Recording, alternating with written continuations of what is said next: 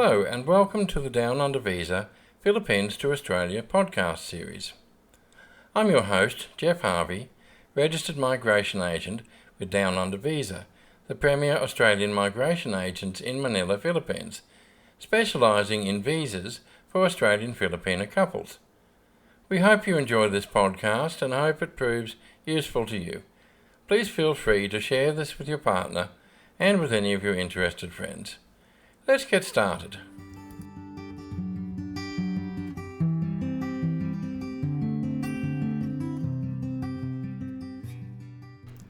So where should you live? Australia or Philippines?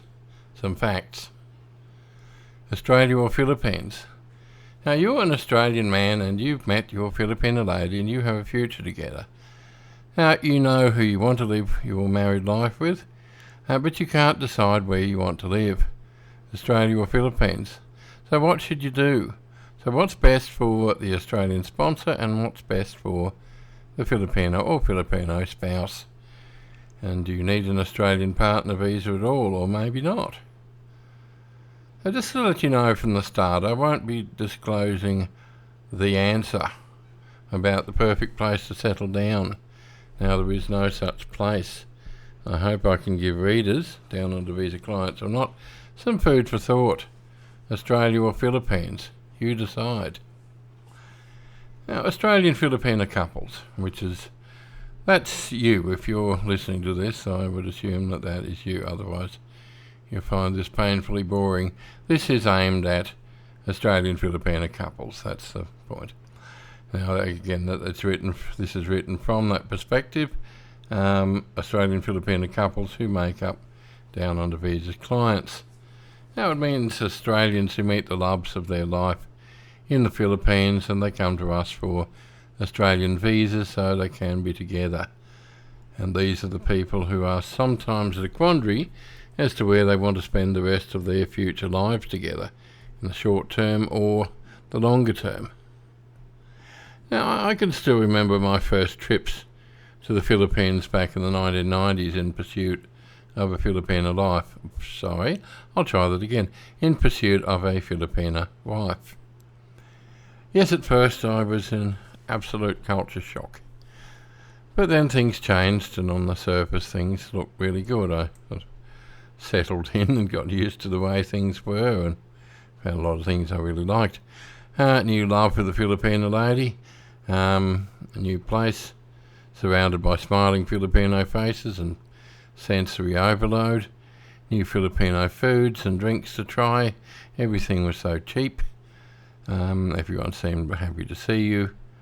Going from a lonely existence full of mundane drudgery back home to the Philippines, which is full of fun and good loving. Yes, I think most Australians in some way fall in love with the Philippines when they first come here, and don't underestimate the effect of being dazzled by the charms of being in the presence of a young lady. Of course we all know this. We can look at life quite differently through rose-coloured glasses when we're in that situation. It's not always the best time to make a decision, and something you really do need to keep in mind. So, life in Philippines for Australians. Now, this is my point here. There's a big difference between life on holidays and everyday life in the Philippines. Now, holidays, and by holidays, those times when you're, racing off to spend a few romantic weeks with your lovely lady who you've been pining for. Yeah, holidays. Holidays mean resorts and sipping strange drinks out of coconut shells, and I suspect a few chaps imagine that moving to the Philippines would be an extension of their previous visits, one long holiday. There are issues that you will need to deal with if you do end up settling here and the holiday is over and reality starts sinking in. First one, income. Can you earn an income in the Philippines? Or do you have a stable and sufficient income from Australia in the form of business returns, superannuation payments, investments, or good pension of some sort, and will that be enough to live on? Now, many make a budget with rose-coloured glasses on. My suggestion is to come up with a budget and then double it. There are always cost increases and peso Australian dollar exchange rate fluctuations, as well as unexpected living expenses. And while you may be happy in the short term to live on market food, fish and rice and local vegetables, etc., you will probably end up craving some more Aussie tucker as time goes on, and this costs more. Look, it certainly was the case with me. I look back and think of how, incredibly easygoing I was when I first came here and tried different things, and had mountains of rice with everything, and fried fish and everything tasting like soy. Well, things do change. I'm probably been here for nearly 10 years, so yes, I'm a little bit spoiled these days. But when you want to have local things, it does cost more. When you want to have local style things, you're talking about imported goodies, and it is going to cost more. Businesses. Now, if you don't have a reliable fixed income like your pension or superannuation or investments, etc., then you will need to earn a living. Now, look, trying to get a job in the Philippines is not going to be easy for an Australian, and I'm not talking about here those who, are transferred here with a foreign company or with the embassy or something like that, where they're set up nicely and taken care of wonderfully. I'm talking about Australian who turns up here and thinks, right, well, I'm going to, get out and hit the job market and go and see what's available, and I can do, goodness, somebody, a carpenter or an electrician or something, saying he planned on, setting up here as a carpenter, and I thought, my goodness, if you saw how carpenters live here, it's not something you want to do. But trying to get a job here, not easy for an Australian, unless it's, say, something like teaching English to Koreans, which is poorly paid and can be a little on the abusive side as well. Many naive person has tried to compete with Filipinos for a local-based market. Now, issue is that locals can live on a much lower income than you can. Basically live on the smell of an oily rag. Plus, locals are not going to be comfortable dealing at Dave's Sari store. Thinking you can show the locals how to do it is a big mistake. You will have trouble understanding the local market, and they will not respond to your Aussie ways. They're quite fine with how things are and the way that they do it. If you've got anything in the back of your mind thinking that they'll go, wow, here's somebody, doing it the correct way, well, we're certainly going to go and do business with them and buy from their Sari store because, they sell meat pies. Well, yeah, think again. Unless you have a business that is aimed at Australians, like what we do, you will not do very well. Now, next one, being accepted by local Filipinos. Now, look, you will no doubt make Filipino friends. Filipinos are a friendly lot. Some of you may be better at this than others, but with most, sorry to say, you will always be the foreigner. Now, don't be sort of fooled by the smiles and giggles and what have you, and think that necessarily, translates into instant, deep, buddy friendship. Most Filipinos will be shy and awkward to you. They'll always be kind. They'll always smile. Most Filipinos are kind, and they most wish you no harm, but they will be shy about their English skills and have a lot of trouble with your accent. And they will, it's something I absolutely detest because I don't look at things like this myself. I'm an Australian. I don't believe I'm better or worse than anybody else. That's the Aussie way. We operate at a level playing field and we expect the same of others. But here, you'll find they will think you are too rich and too worldly compared to them. Children will mostly accept you at face value, but many of your relatives, even after 20 years like mine, they will smile awkwardly at you, and I've got a few relatives where it looks like their faces are about to crack from the pained smiles that they force, and the nervous look, and then they disappear. They disappear out the back to keep as far away from me as they possibly can. They don't dislike me. There's nothing like that. They just, don't assume that you're just going to fit in, even if that's your intention. It takes two to tango. So unless you develop a social circle of expats and the more worldly Filipinos, you may well feel lonely. Now, cons and scams in the Philippines. I'm not going to go into this into an incredible depth, but it is reality. In the Philippines, you are a rich man, whether you like it or not, so you will always be a target from Filipinos, including family and even expat foreigners who are not doing so well, or sometimes known as poorinos. And depending on your level of trustfulness and your naivety, you can expect to be conned a few times. If you're blessed with a good Filipina woman who is smart and has your back, as I have, Millie doesn't miss a thing, and she's absolutely on my side, you will find it a lot easier. But look, if she is more loyal to her family members than she is to you, then good luck to you. You will need it. If that is your situation, I would honestly suggest you don't move here, because things are going to go very badly for you. So think carefully. Next is health issues. Now look, healthcare quality in the Philippines varies.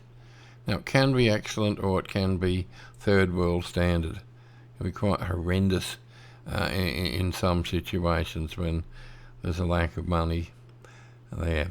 And you can also be scammed by hospitals that overcharge you for everything. Main issue is that your Medicare card won't work here. You pay or you don't leave the hospital. Now, if something major happens, you could end up in serious trouble. Now, I had a mate actually lose his life here a couple of years ago. Now, this is one of these situations like I was talking about. He was working as a builder. He was trying to compete with locals who were shy around him. He was also getting shafted by his workers, who assumed that he would pay far more than everybody else did, and did substandard work, and were also quite happy to stand back and let a 60-year-old man climb ladders in the heat of the day. It was quite a sad old situation, but yeah, this is it. He was instead of actually targeting Australians, which is what I had told him he should do, but unfortunately it was a bit too late in the day. He was in too much of a hole, basically. But yeah, he was trying to compete with locals. They were shy around him. They were awkward. So, he was getting paid like a Filipino, but for less jobs, because he wasn't accepted out there. Now, the hospital overcharged him horribly because they saw him as a white man and took advantage. He ended up needing to take cheap generic antibiotics, and an infection took him out. So next thing you know, he'd passed away. It was a horrible shock. Next one, old age. Now, we get a lot of clients who've lived here for 5, 10, 15 years who decide to finally head to Australia because their health is declining and they want to avoid those factors mentioned above. And we've seen others where the husband dies, leaving the wife for many years penniless and with kids to raise. Now, it happened to my mate above. Now, 2 kids already. And she gave birth to the 3rd child about a week after he died. Now, can she get a partner visa? No, unfortunately not. A partner visa will not happen without a living sponsor at application time. Now, is she entitled to an Australian pension? No. So you just think about this possibility and consider getting her a partner visa followed by citizenship, and citizenship by descent for your children, so at least they have a better life if something happens to you. My first encounter with that was a number of years ago when somebody contacted me, told me what had happened in a particular case. A fellow who'd been here 20 years, wife here, he suddenly dies, and he didn't have much money at the time, and they said they wanted to come and see me and sort out about getting her to Australia and where she could, apply for pensions and everything she was entitled to. I had to say, look, there's no point you coming in at all because I have nothing good to tell you. She's not going to get a partner visa. She's not going to get a pension. She was left in a heap.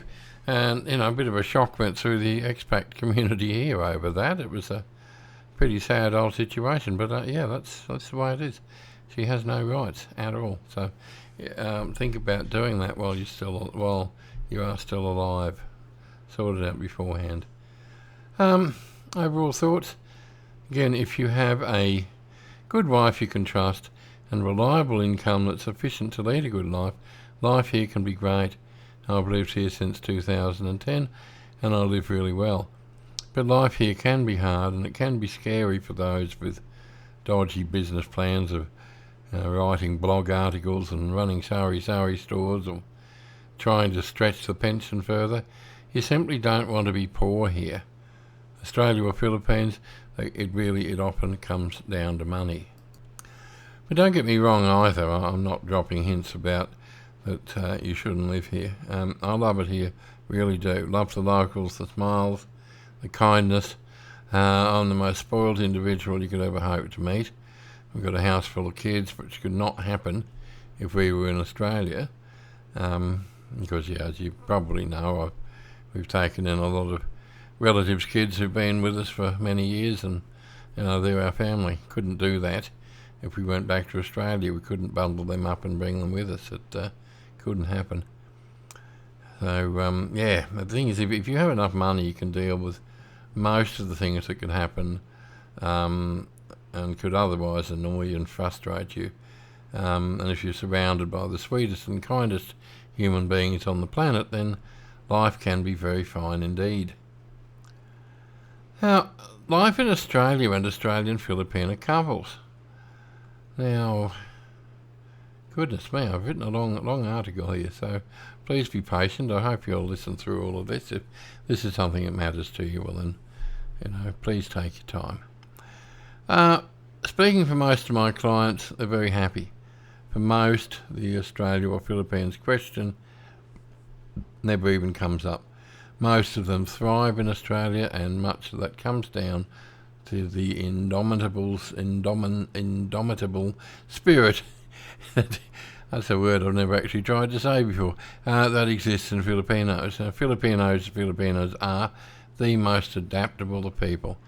These are the same people who up and work overseas as overseas Filipino workers in other countries in Asia and in the Middle East, and do so with the usual smiling faces and positive attitudes. Now, they learn local languages and customs and often keep doing this year after year. Life in Australia with a husband, well, it's like a walk in the park by comparison to, working in the Middle East. Again, yes, most thrive. They turn formerly feral bachelors into well-fed and well-loved husbands, and houses into homes. You only need to see the photos a few months later to see those former scruffy bachelors in clean clothes and with larger bellies and his general look of contentment on their faces. You know that they're living rather well. For the ladies, it means they get to experience a higher standard of living, no question about it. Houses with hot water showers and washing machines and an abundance of healthy food, Medicare coverage, excellent public schools for kids, fresh clean air, depending on where you are, but generally fresh clean air, traffic you can live with, lack of crowds, and a life without the fear of something terrible happening, and not being able to deal with it through a lack of money and resources. When you see the fear with which a lot of people live here in the Philippines, or always panicking about if something goes wrong. That generally doesn't happen in Australia because there's safety nets everywhere. But it also means they will miss their family and friends, and some find the isolation very hard to take, especially those who live in rural areas. Some are great, some are absolutely fine. Mila was fine when she was in Australia with me, but that's her. Seen others who are, city girls and by nature and fairly gregarious, and they could find that very hard. The fact that we don't know our neighbours generally, and the lack of people on the street gossiping and generally making noise. Suburbia during the day in Australia can be very quiet and unnerving to those who aren't used to it, and family members who they're used to seeing every single day of their lives simply not being there. This can be fairly hard, especially early on. It's harder on it's easier on the former RFWs, overseas Filipino workers, and much harder on the girls from the provinces who've never experienced anything else and have never been away from their families. You need to think about that. I suppose I could say from observation that, most will adapt really well. As I said, you can and should expect some culture shock initially, and you should be sensitive to it. She may even say she wants to go home a few times in the first year because of missing families and feeling confused and lost. So whenever you think whether you think she's now leading a better standard of life, it's still completely new life, and you need to be very aware of this. My advice has always been to help her to meet some local Filipinas so she can get some support and doesn't feel so lost. And I try to make sure even if you pre-arrange this, so there's somebody who she can meet within a couple of days of arriving, it'll make a big difference. So yes, but onto that subject of other Filipinas. Now, this can be a blessing or a curse, to put it bluntly. That nice Filipino who's happily settled with her husband and kids, whom she makes the centre of her life, she can be a great friend. The social climber who largely ignores her poor husband and spends her time swanning around and socialising, she can be bad news, especially with the younger and more trusting wives who are used to listening to older Filipinas. Filipino associations can be absolute hotbeds for troublemakers. Gamblers are bad news too, and as are recent divorcees, where they were the main cause of the divorce. They tend to like going around and gathering up like-minded individuals, which means trying to convince ladies that they have a problem marriage and maybe they should be backing out as well. Seen it happen. It's not very nice. From experience, I would say try to avoid the social groups.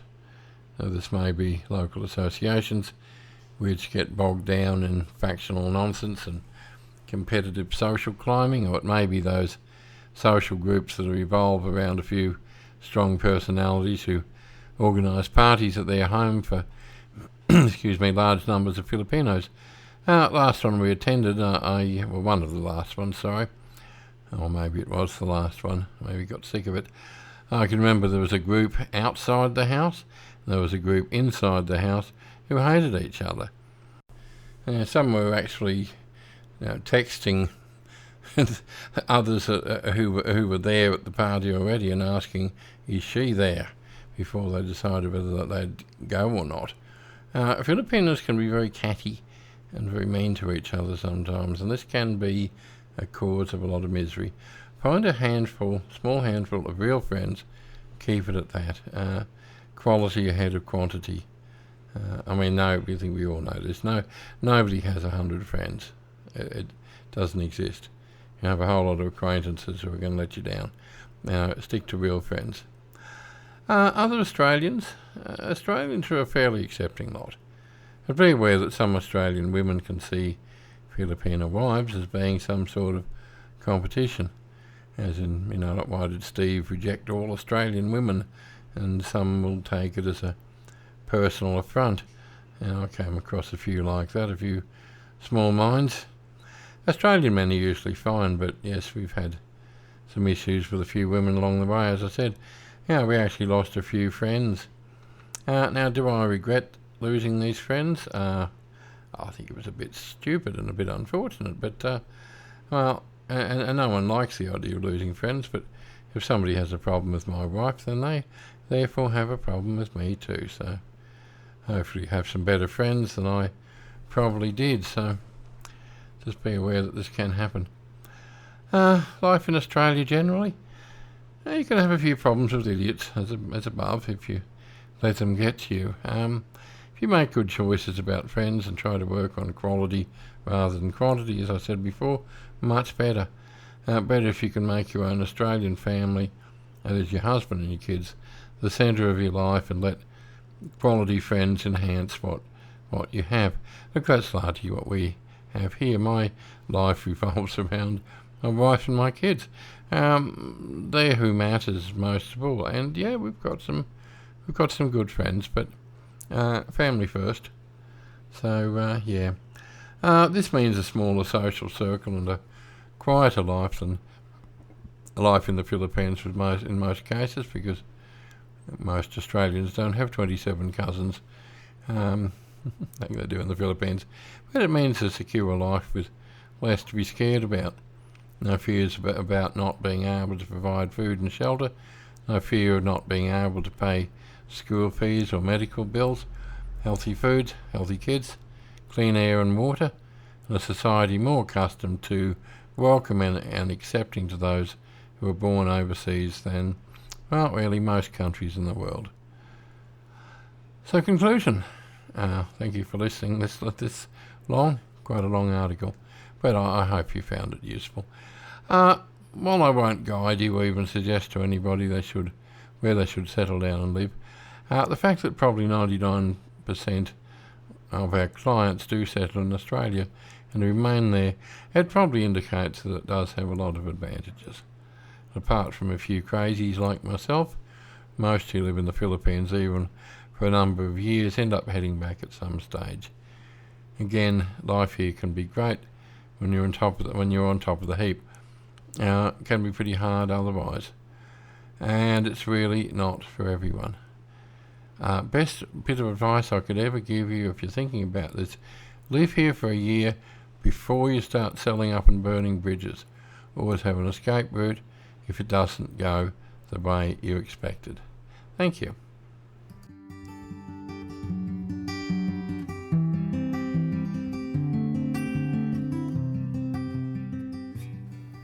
Well, that brings us to the end of another episode of the Down Under Visa Philippines to Australia podcast series. Thank you very much for joining us. We hope you enjoyed, and we hope you found this useful. Australian visas from the Philippines are not easy, and the outcome matters, as you well know. Please feel free to contact us anytime if you need some further help. And we look forward to talking to you again next time. Bye-bye.